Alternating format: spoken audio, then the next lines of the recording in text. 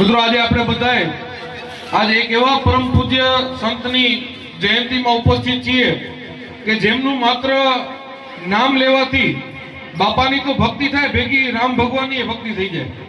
કારણ કે જ્યારે બાપાનું નામ લઈએ ત્યારે જલિયાણા બાપાની ભક્તિ થાય ને એમના નામમાં જ પ્રભુ શ્રી રામનું પણ નામ છે, એટલે બાપાની ને પ્રભુ શ્રી રામની પણ ભક્તિ ભેગી થઈ જાય ને આપણું જીવન ધન્ય થઈ જાય। એવા જલારામ બાપાની આજ જન્મ જયંતિ છે, ત્યારે બાપાના ચરણોમાં આપણે બધાએ ખૂબ હૃદયપૂર્વકના વંદન કરીએ છીએ અને બાપાને પ્રાર્થના કરી કે એમના આશીર્વાદ હંમેશાથી આપણા બધા ઉપર વરસતા રહે, એવી આજે બાપાના ચરણોમાં પ્રાર્થના અને વંદન કરીએ છીએ।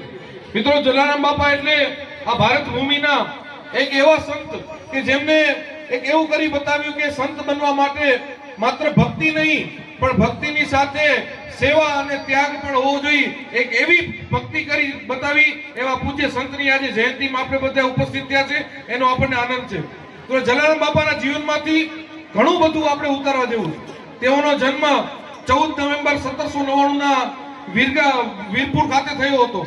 તેમના પિતા શ્રી પ્રહલાદભાઈ અને માતૃશ્રી રામાબાઈ એમને નાનપણથી જ સેવાના એક એમણે સંસ્કારો આપ્યા હતા અને એમના જીવનને જૈવિક ચરિત્રને વાંચીએ તેવા ઘણા બધા કિસ્સાઓ છે કે પોતાના ઘરે કદાચ અનાજ ન હોય પણ એમના આંગણે કોઈ ભૂખ્યો આવ્યો તો પોતાનું જમવાનું મૂકી અને એને જમાડી દીધું હોય। આજે એવા પૂજ્ય બાપાની જયંતિ મિત્રો આજે ખાસ કરીને આ જમાનો જ્યારે ટેકનોલોજીનો ખૂબ ભાગતો ખૂબ સ્વાર્થનો જમાનો હોય ત્યારે જો બાપાની જયંતિમાં આપણે ઉપસ્થિત થયા હોય તો બાપાના સિદ્ધાંતોને આપણા જીવનમાં ઉતારીએ ત્યારે જ ખરેખર એમની જયંતિને આપણે સાચા અર્થમાં મનાવી કહેવાશે।